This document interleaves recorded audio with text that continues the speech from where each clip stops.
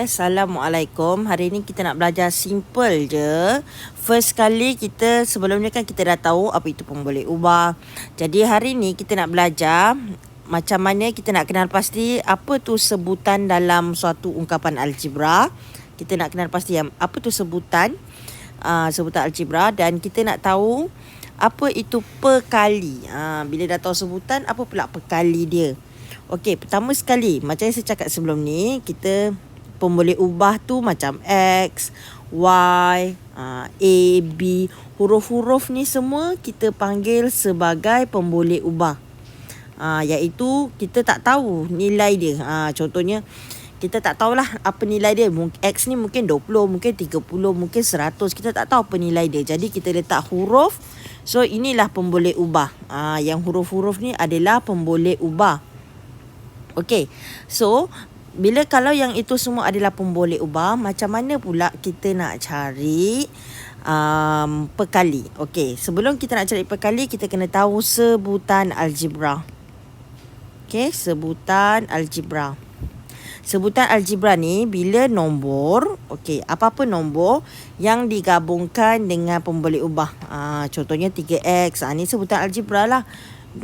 2z, ataupun 5xyz. Ni adalah sebutan algebra. So, kalau huruf je tadi kita panggil huruf-huruf tu adalah pemboleh ubah. Nombor tu nombor lah. Tapi bila ada nombor, ada huruf, ni kita panggil sebutan algebra. Sebutan algebra. Okey, itu pemboleh ubah, nombor dan sebutan algebra. Kemudian perkali. Apa maksud perkali? Contohlah kan, kalau ada sebutan algebra tu, contoh 5xyz. Okey. So katalah dia cakap perkali. Apakah perkali bagi z? Perkali ni maksudnya berapa darab apa yang darab z dapat 5xyz ni. Jadi mestilah 5xy darab z dapat 5xyz ni. Tu maksudnya perkali. Apa yang kita kali dengan z tu dapat 5xyz. Tu perkali. Okey, senang cerita, kalau dia minta perkali bagi z, dekat sebutan algebra ni kita tutuplah z. Jadi tinggallah 5xy lah perkali dia. Tu kalau dia tanya perkali bagi z. Kalau dia tanya perkali bagi xy, kita nak tahu berapa kali xy. So soalan dah cakap perkali bagi xy. So kita tutup xy, tinggal 5z. Jadi perkali dia 5z. Okey. Sama juga kalau soalan dia contoh 4x kuasa 2y. 4x kuasa 2y. 4x kuasa 2y ni kan x dia ada kuasa 2 kan. Maksudnya x dia sebenarnya ada 2. 4x xy. Tu maksudnya kuasa 2. 4 darab x darab x darab y. Dia x dia 2 kali. Sebab tu dia kuasa 2. Jadi kalau soalan 4x kuasa 2y, kalau dia tanya perkali bagi y, sama macam tadi. Kalau dia dah minta y, jadi kita tutup y, tinggal 4x kuasa 2. Okey, so jawapan dia 4x kuasa 2. Tapi kalau soalan dia tanya perkali bagi 4x. Perkali bagi 4x. Jadi kena ingatlah, kalau confuse, kena ingat. Kalau ada kuasa 2, maksudnya x dia 2 kali. 4xxy. Jadi kalau perkali bagi 4x, maksudnya kita tutup 4x. Tinggal lagi xy. So jawapan dia xy. Bukannya jawapan dia y je. Kalau kita tak buat x ni 2 kali, nanti jawapan dia tinggal y sahaja. Okey, jadi sekarang saya repeat balik. Apa yang kena ingat adalah nombor pemboleh ubah tu yang huruf-huruf yang kita tak tahu berapa dalam tu. Kemudian sebutan algebra adalah yang ni, gabungan nombor dengan huruf ni kita panggil sebagai sebutan algebra. Kemudian perkali ni, kalau dia tanya perkali bagi z, jadi kita tutup z yang tinggal 5xy. Kalau dia tanya perkali bagi 5x, kita tutup 5x yang tinggal yz. Apa yang dia nak tu kita tutup. Jadi yang tinggal tu jawapan dia. Dan kena ingat, kalau ada kuasa 2, maksudnya huruf tu 2 kali. 4 darab X darab X darab Y.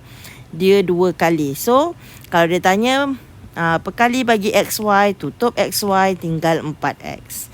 Apa yang dia tanya, kita tutup. Jawapan dia yang tinggal tu. Okey? Tu je. Tak faham, boleh PM terus. Assalamualaikum. Okey, seterusnya bila kita dah tahu sebutan algebra, kita dah tahu perkali, sekarang ni kita nak tahu macam mana kita nak kenal pasti sebutan tu serupa ke tak serupa.